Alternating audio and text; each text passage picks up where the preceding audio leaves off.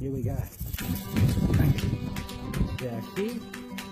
Now it rigs up a pumping system with a 7-kilometre private bush track. A heavy concentration of pyrite. Full of water sitting on top of this. Now 10 mil flexion of it. Sooner or later I'll be posted to Coopers Creek. I've decided to walk up. Trying to make it.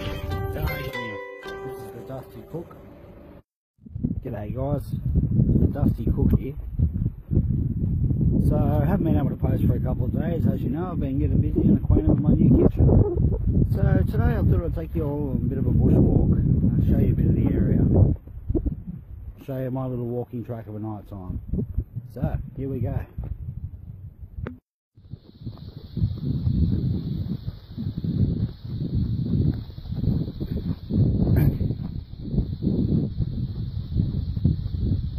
So as you can see, it's about as dry as it gets out here at the moment. Unfortunately, we're still waiting on rain to come down from the Birdsville.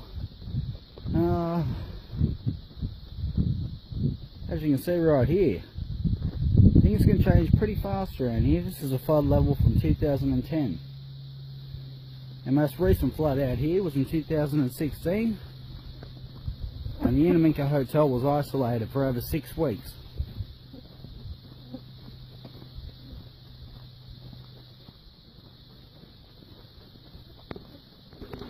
So let's go walkabout. So as you might know, Inaminka is quite famous for its hotel, being on the trail of Burke and Wills.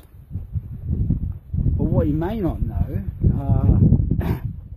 other than its cultural aspects, it's quite known for mineral. Mainly calcites, jasper, and a few other things. But what I'm about to show you now is something I found a few days back, and you'll see why it could have some other possibilities out here. Now, because this is regional parks, you really can't do any frolicking here. So it's one of those look but do not touch situations. So right now I'm approaching the Strzelecki Creek. And as you can see, she's getting pretty damn dry out here at the moment. So this is Strzelecki Creek. Generally, this is where we would usually pump our water source from. But unfortunately at the moment, with things being so dry, a couple of our locals and my colleagues have actually rigged up a pumping system with a 7-kilometre long piping system going right down to Coopers Creek, which is where we source our water that supplies the whole town. But what I want to show you down here in Strzelecki is something that most people would sort of look past, but it gives some massive potential to the area. Now, I don't know how well you can see this, and I must apologise. I'm going to get about getting a new camera soon, get a video camera. But if you have a look closely down at the soil, in the sand I should say, you'll see that black and that glimmer coming off it. Now what that is pyrite dust, or otherwise known as fool's gold. I'll just try and find somewhere there where it's a little bit more concentrated. It's quite easy at the moment with the creek bed being so dry. But as you can see down here, hopefully you can see that well enough, you'll find a lot of it around here. And what people don't know and don't realise is where you find fool's gold, you also find the real thing.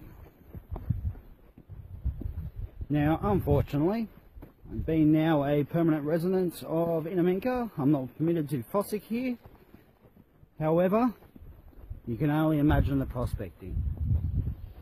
The Strzelecki Creek, it's a beautiful walk. I seem to be the only person walking it at the moment, which is great. It's my own private bush track, and it takes me right to my own little private fishing hole, which I've been using lately.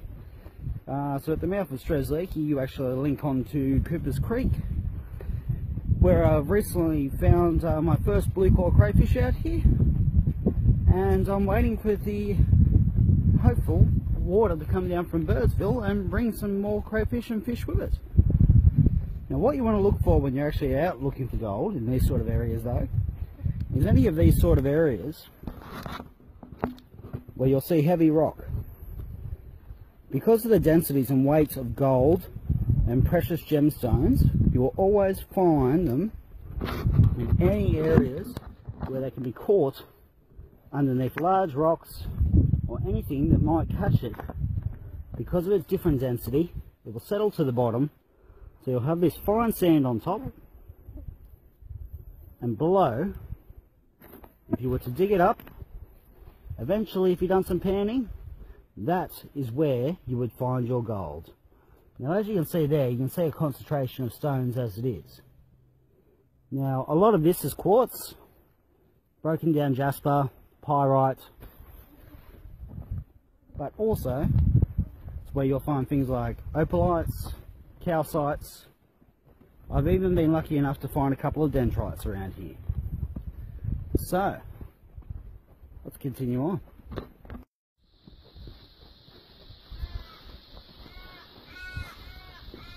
So as I was saying, it doesn't get much drier than this, unfortunately.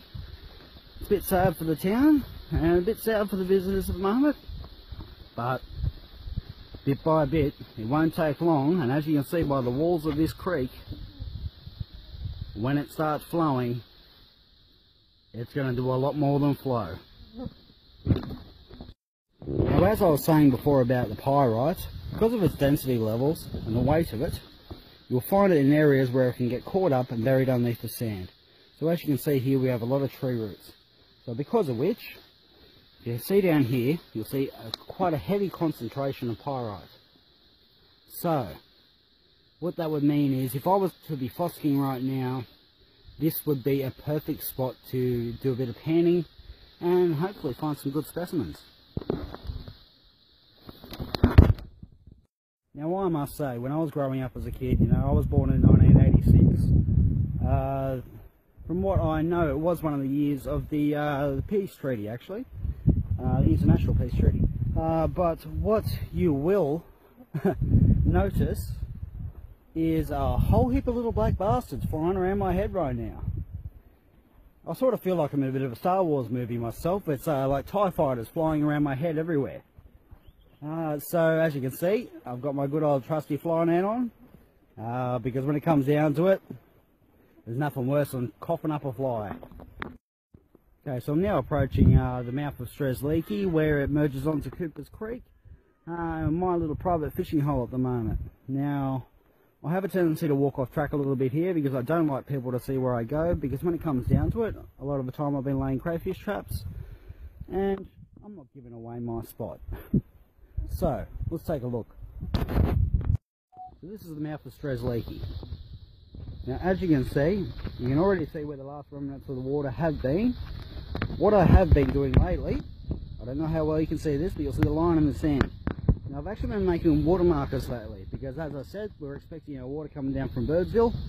So I've been making some water markers to help with our calculations with the local residents on when our water will actually be arriving. There's quite a heavy layer of clay underneath this sand, so once the clay becomes dense enough and wet enough, we're going to have a high level of water sitting on top of this. Now 10 mils of rain out here can be the difference between rain and a flood.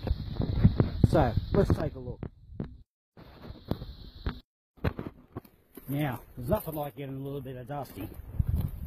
So, as you can see, this is Coopers Creek. This is a small section of it, very small, and it's quite a dried up pool at the moment. However, I've been lucky enough to have a couple of good little finds around here lately, so I don't know how well you can see it, but you'll see the log just down that way. And about 100 yards from there is where I found my large turtle shell the other day. But what I want to show you is this small section right here to my left hand side. Now on this small left hand side here, I come down and I dropped a few crayfish traps the other day. Unfortunately they're quite scarce at the moment because it's been so dry, but quite literally, and I mean very quite literally, right here is where I found my first crayfish the other day. So I'm hoping over the next few days I'll get the chance to drop some more traps and hopefully we'll clean up. So tonight, after my dinner service, after I cook for the locals and make everyone feel quite content and full, my intention is to make myself a bit of a salad, and I'll be cooking up my first blue core crayfish as a bit of a treat to myself for working hard. So, this is Dusty. I hope you're enjoying my adventures, guys. Hope you keep following. Thank you. It means a lot.